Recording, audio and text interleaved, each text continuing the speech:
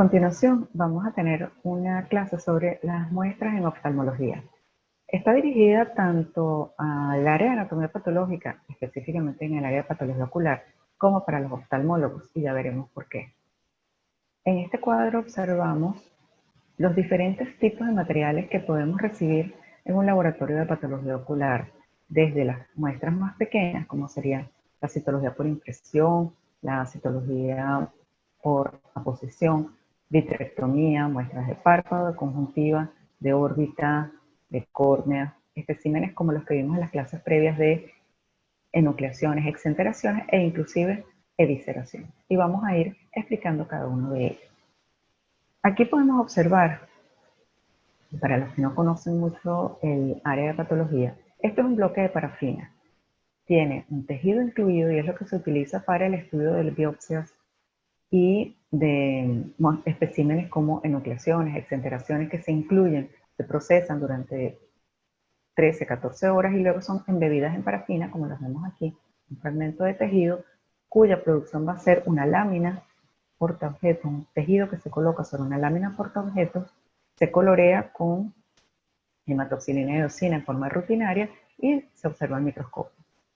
Asimismo, esta es a la derecha superior una lámina de citología. En este caso estamos viendo que hay células dispuestas y coloreadas con, en este caso con Papa Nicolau, de una muestra de citología, en este caso es cérvico-vaginal, no corresponde al área de patología ocular. Pero de esta manera podemos ver la diferencia entre cuando vemos una lámina de citología superior o como cuando vemos una lámina de biopsia porción inferior.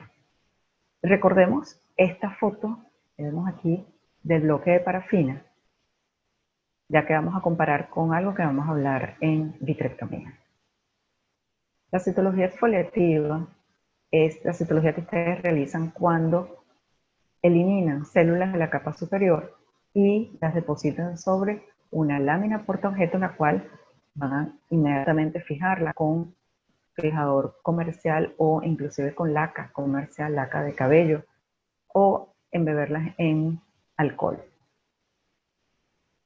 El segundo tipo de citología es la citología por impresión, es decir, por aposición, donde colocamos un disco de un papel especial que se llama Millipore, donde tenemos unas indicaciones muy claras. ¿En qué casos se hace? Cuando hay sospecha de queratoconjuntivitis seca, de pemfigoides cicatricial, deficiencia de vitamina A o inclusive en el estudio de ciertas neoplasias o displasias epiteliales. Como les decía, es un papel de acetato de celulosa, nombre comercial Millipore.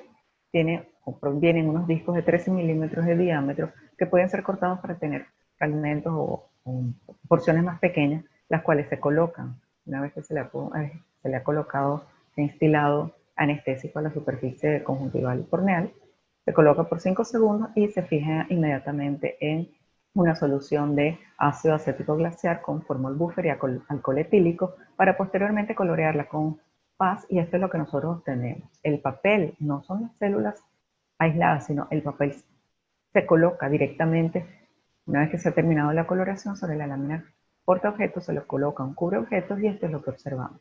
Cuando la vemos al microscopio, allí sí reconocemos las células epiteliales, que son todas estas células grises que están adosadas unas al lado de las otras. Destacan también unas células de color magenta, rosado intenso, por la coloración de PAS, que corresponde a las células caliciformes de la conjuntiva.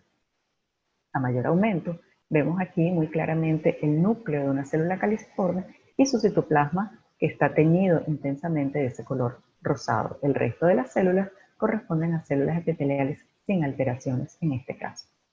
Existe una clasificación que es una de las más comúnmente utilizadas para el estudio y para la gradación o indicar el nivel de la metaplasia escamosa. Como todo método tiene sus ventajas y sus desventajas, hablemos que dentro de lo más importante de las desventajas es que en algunas ocasiones, si no se coloca sobre la superficie a estudiar, puede haber insuficiencia de muestreo o puede que el papel no recoja las células que queremos. La otra desventaja, particularmente en estos tiempos, es que el papel es un papel especial y que no se encuentra fácilmente. La última vez que nosotros tuvimos acceso a este papel sería aproximadamente hace 5 o 10 años. Es decir, que es difícil conseguirlo, particularmente en Venezuela. Y también la inexperiencia tanto del clínico como del técnico como del patólogo debe ser considerada. Y entre sus ventajas, por supuesto, un método que no es disruptivo, que no es doloroso, que es reproducible, que es rápido y que permite el estudio de diversas patologías. ¿Cuáles son los errores más comunes al utilizar una citología por impresión? Utilizar un papel erróneo, no todo papel es Millipore, que no se fije en la solución que se mencionó. Como dije antes, un error de muestreo, que se utilice coloración de hematoxilina y eosina, porque aquí sí es mandatorio utilizar ácido periódico de Schiff o PAS. Y por supuesto que no se conozca el alcance del método, las clasificaciones en uso y las patologías que pueden diagnosticarse. Seguimos con la vitrectomía, es un procedimiento un poco más engorroso. Clínicamente se necesita la colocación de una fuente de luz, un vidriotomo, para extraer el contenido vítreo y poder estudiarlo. Las indicaciones, principalmente cuando existen algunos tipos de desprendimientos extraccionales de retina, en algunos casos de hemorragia, en retinopatías proliferativas, en caso de diabetes mellitus, y para el tratamiento de agujeros retinianos. Ese material, una vez que lo recibimos, se fija, es decir, una gota de formalina buffer por cada centímetro cúbico de vítreo, se centrifuga 5 minutos con la velocidad indicada y posteriormente se ultracentrifuga para obtener un material que bien pueda ser utilizado en extendido y coloreado, como vimos previamente, con HB, es decir, hematoxilina y eosina, o con Papa Nicolau, o en algunos casos, y esto era lo que les decía, que tuvieran en su memoria la foto del bloque de parafina del tejido. No es lo mismo un bloque de tejido que un bloque celular. Un bloque de tejido es el que se ha procesado proveniente de un fragmento o un espécimen forme, es decir, como estamos hablando de un párpado, una conjuntiva, un apéndice o un estómago. En el caso de bloques celulares, lo que proviene de un estudio citológico, es decir, ha seguido este proceso de centrifugación y o ultracentrifugación. Eso nos produce una cierta cantidad de material que se procesa similar a un bloque de tejido. Las ventajas de una vitrectomía es que, por supuesto, nos da un diagnóstico y produce un tratamiento. En buenas manos, tiene bajo riesgo de complicación y además nos da material para estudio. En las desventajas es que no en todos los laboratorios existe una centrífuga para hacer este procesamiento y la inexperiencia nuevamente tanto del que está tomando la muestra como del técnico que la procesa como del patólogo que la va a interpretar. En este caso tenemos un espécimen de una vitrectomía. Esto es un extendido, esto no es un bloque celular. Y lo que llama la atención, y está señalado en estos dos óvalos negros, es la presencia de esa cantidad de células en un fondo ceroso. Y si ponemos un poco de cuidado, vemos que las células tienen unos núcleos bilobulados, arriñonados, trilobulados y en algunas zonas un citoplasma un poco más intensamente rosado. En este caso, estamos hablando que hay presencia de eosinófilos en el vítreo y eso nos puede hablar de un proceso parasitario y nos descarta, en este caso, un proceso tumoral. Este es un caso que les voy a mostrar muy rápidamente de un paciente masculino, 24 años de edad, en que hacen una primera vitrectomía y lo que se ve en la pantalla, que pareciera que es una pantalla como un poco sucia con algunos detalles, eso era lo único que había en el material, es decir, en esta vitrectomía no vimos celularidad. El paciente continúa con su desprendimiento de retina, disminución de la agudeza visual y se hace una segunda vitrectomía.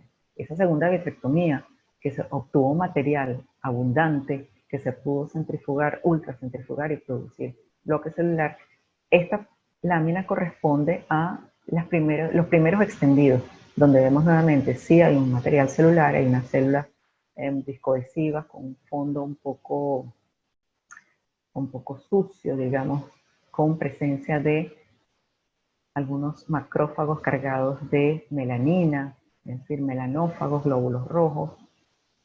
Y cuando tenemos el bloque celular, es decir, ese material que se produjo, se procesó, se cortó, se coloreó y lo estamos viendo con hematoxilina y eosina, reconocemos en el centro de la lámina la retina que está plegada, es decir, vemos las capas nucleares bastante cercanas, vemos el tejido glial, las capas de prolongaciones citoplasmáticas, pero a su vez, como decía, en ese fondo sucio, en ese fondo necrótico, que ya podemos decir que se trata, vemos una cantidad de células irregulares, bien cohesivas, basofílicas, las cuales tuvimos la ocasión de poderle realizar inmunohistoquímica, y esta es una de las ventajas de hacer bloque celular en material de vitrectomía, donde reconocemos aquí con Ki67, que es un antígeno que nos habla de proliferación celular, que es negativo completamente en el lado derecho en la retina normal, y en el lado izquierdo, en esta lesión tumoral, es intensamente positivo, lo que nos habla de una alta tasa de proliferación, de replicación.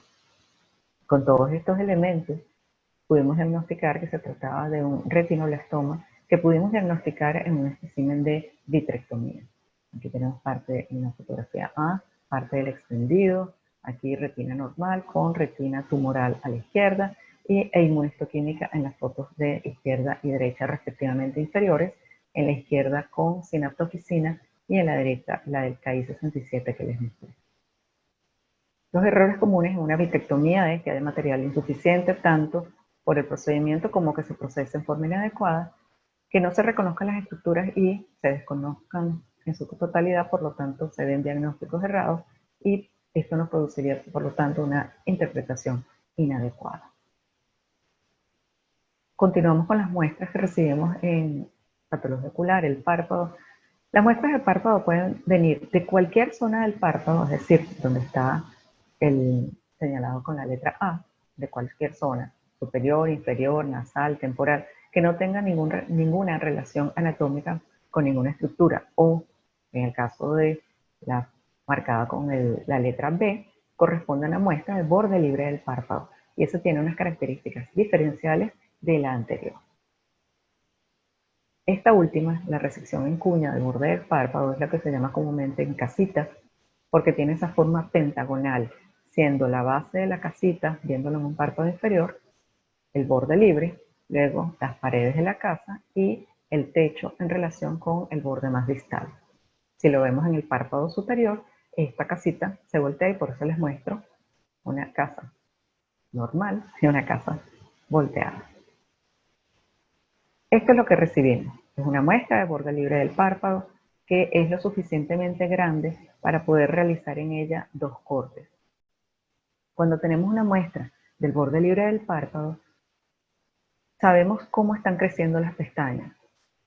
Si el oftalmólogo nos ha dicho que este párpado es superior o inferior, nosotros lo podemos colocar como debe ser, es decir, en este caso estamos hablando de un párpado inferior de un globo ocular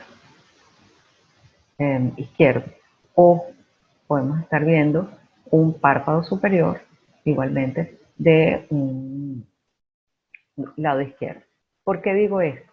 Porque vemos, claro, aquí no se ve fácilmente, el crecimiento de las pestañas tiene una curvatura, bien sea superior o inferior. Y si tenemos señalado el lado temporal y el lado nasal, entonces podemos dar los bordes como debe ser. ¿Qué quiero decir con esto? Que yo voy a tener un corte central donde está el tumor, que es lo que me va a poder decirle al oftalmólogo, es un carcinoma vasocelular con este grado de diferenciación, con este subtipo histológico, pero los bordes los doy en otros dos cassettes por separado, y puedo tener el borde nasal y el borde temporal, y le puedo indicar nuevamente al oftalmólogo si los bordes de resección están tomados o no, para pensar en un segundo procedimiento o en un tratamiento local. Este otro espécimen, aquí sí vemos claramente, está indicado por el crecimiento de las pestañas y la forma como está colocada la pieza en la foto, que es un párpado superior.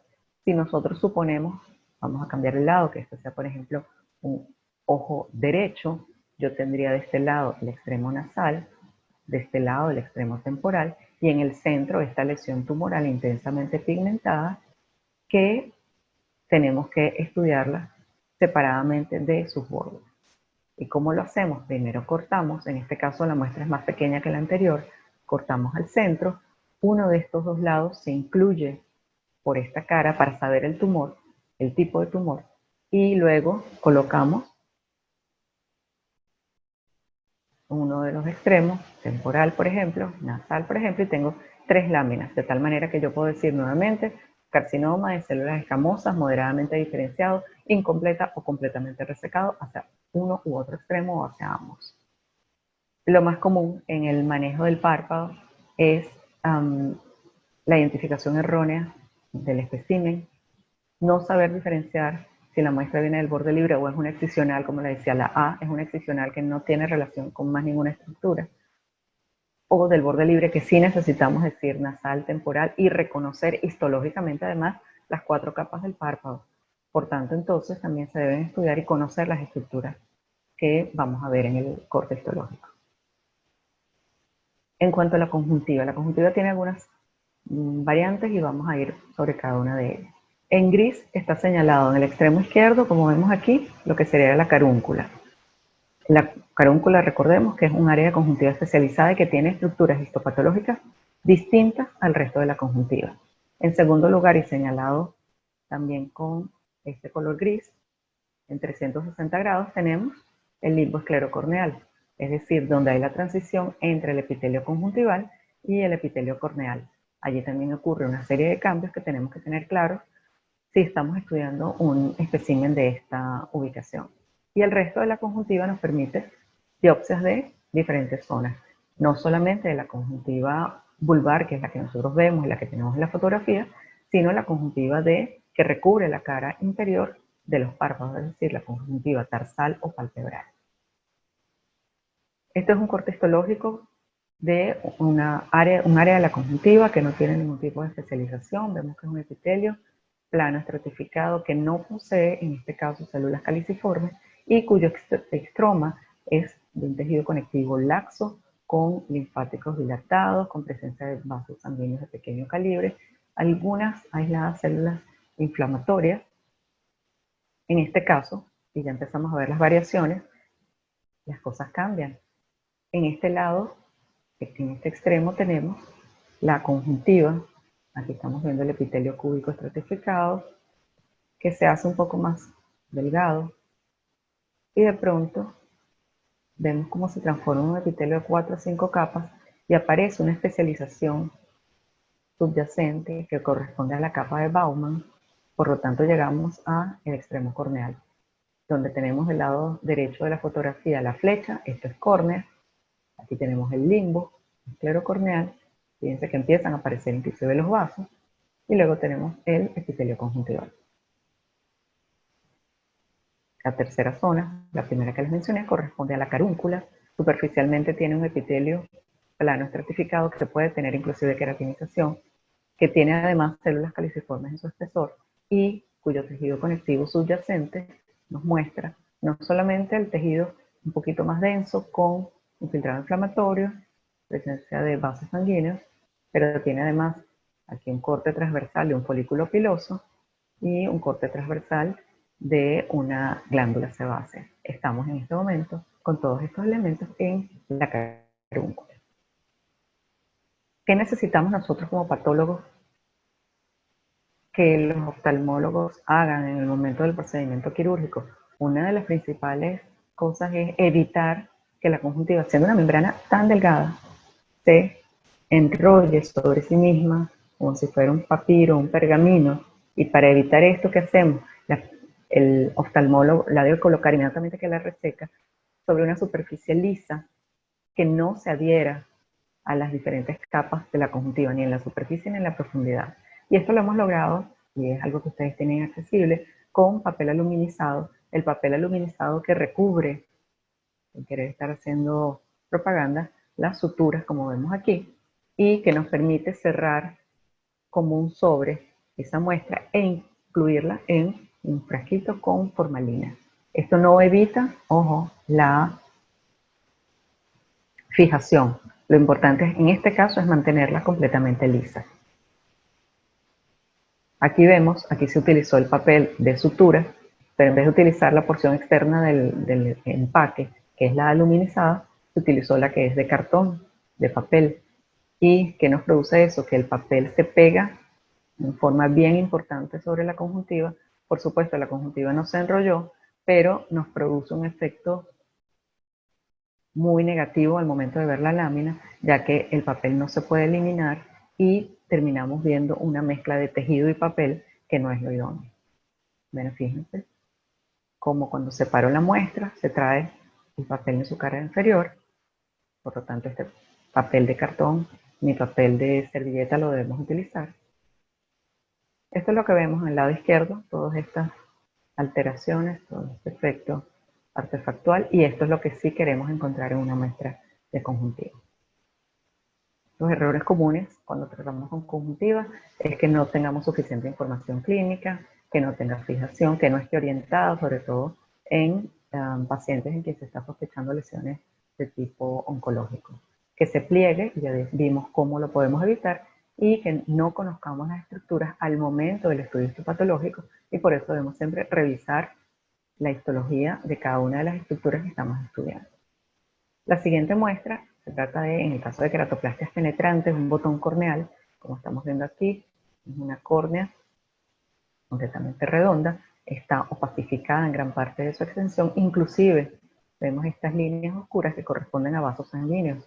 Es una córnea que está vascularizada y en este paciente se colocó un trasplante corneal. Lo que hacemos al recibir este espécimen es cortarlo a mitad, como vemos aquí, para luego, nuevamente este es otro espécimen de otra córnea completamente opaca, lo cortamos a mitad.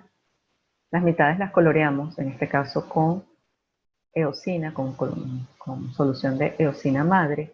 Fíjense que la coloco solamente donde corté con el bisturí, y de esta manera también le señalo al técnico cómo va a incluir esta córnea. De tal manera que en el bloque de estudio lo que yo veo son los dos fragmentos de córnea, las dos mitades, digamos, con la superficie que coloreé previamente con la eosina que les mencioné. Y un elemento importante para los patólogos es enseñarles a su técnico que cuando van a colocar este bloque en el microtomo, no va de superficie a profundidad de la córnea, es decir, no entra en el sentido que estoy moviendo el cursor, sino debe ser cortado de limbo a limbo, es decir, de lateral a lateral, para evitar que se pliegue en el momento del corte. Los errores más comunes al tratar con córnea es que haya una falta de información clínica, que no se fije, bueno, como en todos los tejidos, que no se hagan cortes seriados, y esto es bien importante, que se pliegue, que en el momento de cortar en el microtomo no se sigan las indicaciones que les acabo de dar, y nuevamente, y esto va para todos, que se desconozcan las estructuras y la histología de la córnea y por supuesto las patologías que la pueden afectar. En cuanto a órbita, tenemos gran cantidad de materiales. Normalmente cuando accedemos a órbita o cuando accede el oftalmólogo y estudiamos nosotros el material, es proveniente de alguna lesión de tipo oncológica, la gran mayoría de ellas, y tiene todos estos diferentes aspectos. Bien importante la toma de fotografía en patología ocular, porque nos permite hacer una muy buena correlación tanto con la imagenología como con los cortes histológicos. Unos pequeños tips aquí con respecto a órbita, que es que las lesiones de estirpe linfoide, es decir, hablando de enfermedad inflamatoria idiopática de la órbita versus linfoma, se les toma solo biopsia incisional, porque esto nos produce material para diagnóstico, nos da pronóstico, nos permite estudios especiales como inmunohistoquímica en algunos casos, y con esto se trata al paciente.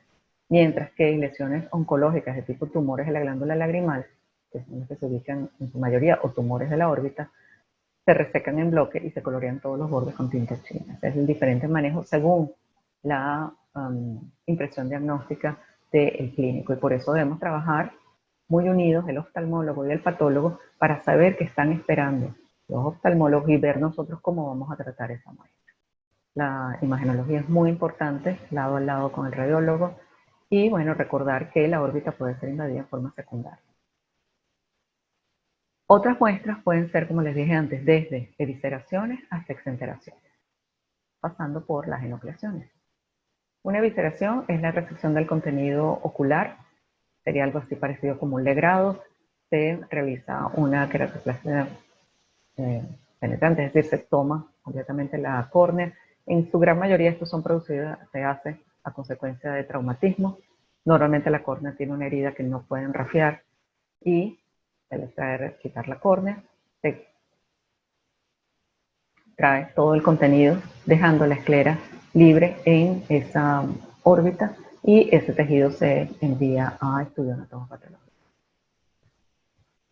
Los errores más comunes en la evisceración es que el material no se fije y eso tiene que realizarlo desde que están en pabellón. Que no se describan bien los hallazgos. Recordemos que muchos de estos casos, sobre todo si son traumáticos, pueden ser, tienen consecuencias médico-legales, de tal manera que nuestra descripción tiene que ser muy clara en lo concerniente a heridas, cuerpos extraños. Que no se incluya completamente el material, porque de pronto nosotros decimos no había vítreo y dejamos un material en el frasco que sí contenía el vítreo. Y como les dije hace un instante, los casos de índole médico-legal que son muy importantes. En cuanto a la enucleación, es la extracción del contenido ocular en forma completa con el nervio óptico, y el nervio óptico se trata de diversas formas dependiendo de la impresión diagnóstica del paciente y por supuesto de su edad. Tenemos aquí un espécimen donde reconocemos una vez que lo hemos cortado, ya eso lo vimos en la primera clase. Tenemos la córnea, tenemos la esclera, tenemos aquí parte del tejido uveal, la retina desprendida, plegada en forma de embudo, y aquí es donde está la papila óptica, donde no vemos la cabeza del nervio óptico por la presencia de ese desprendimiento de retina. Aquí es importante tomar en cuenta un elemento. Normalmente las biopsias o los especímenes de enucleación los recibimos en frascos como el que vemos en la fotografía, un frasco de un Urolab cualquiera, pero que si nosotros le colocamos formol o en el pabellón le colocan el formol e incluyen de una vez el globo ocular en este envase, el globo ocular por cuestión de peso tiende a rotar de tal manera que la córnea y el cristalino pesan y se van al fondo y adoptan por peso también y por gravedad una forma triangular, de manera que se alteran todas las estructuras que nosotros queremos reconocer. Y esto es lo que ocurre, colapsa la porción anterior y aquí no podemos ver claramente cómo va la córnea, el limbo, etc. En este caso estamos viendo que es un melanoma coroideo, pero debemos tener todas las estructuras conservadas para poder dar un buen diagnóstico. Aquí el cristalino, blanquecino, una catarata.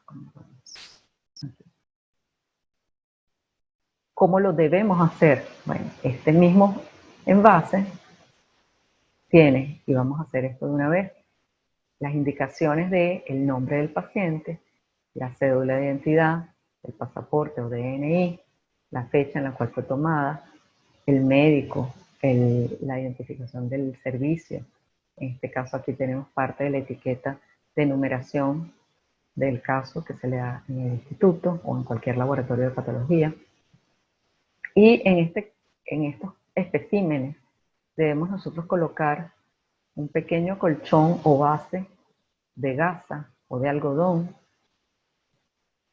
en todo este envase. Está lleno de formalina. Esa formalina es absorbida por ese fragmento de gasa y luego colocamos el globo ocular. De esa manera se conserva su forma. Aquí recordando lo que vimos en la clase previa, se corta, bien sea horizontal, vertical u oblicuo. Aquí tenemos los cortes, cómo se realizan, y esto es lo que obtenemos. En este caso estamos viendo un retinoblastoma. Toda esta masa blanquecina corresponde al tumor, y fíjense que el globo ocular está completamente conservado. Esto es lo que vemos en el bloque para cortar. Se ve muy claro porque esto es parafina, esta zona blanca externa.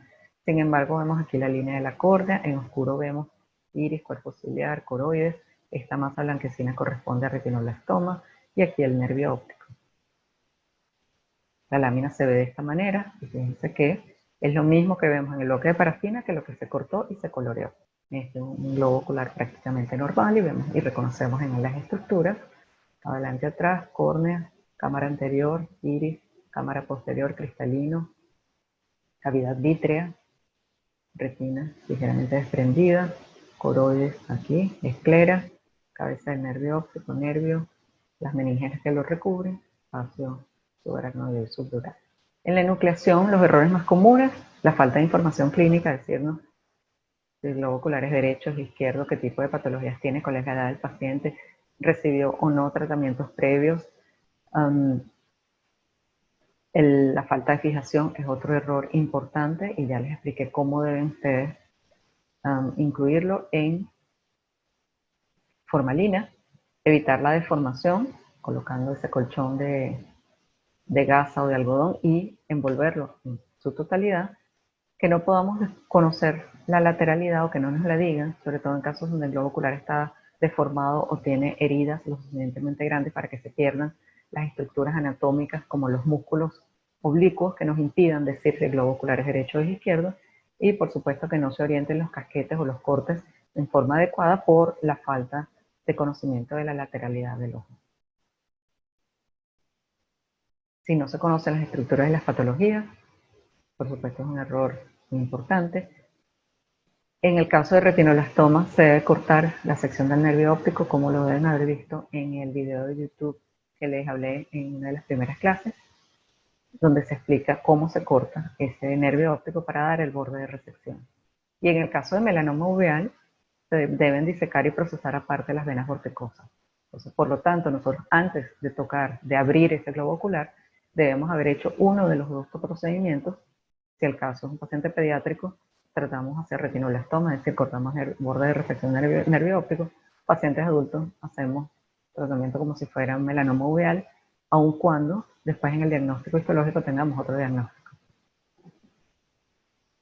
En el caso de las exenteraciones, estas pueden ser totales, parciales o ampliadas.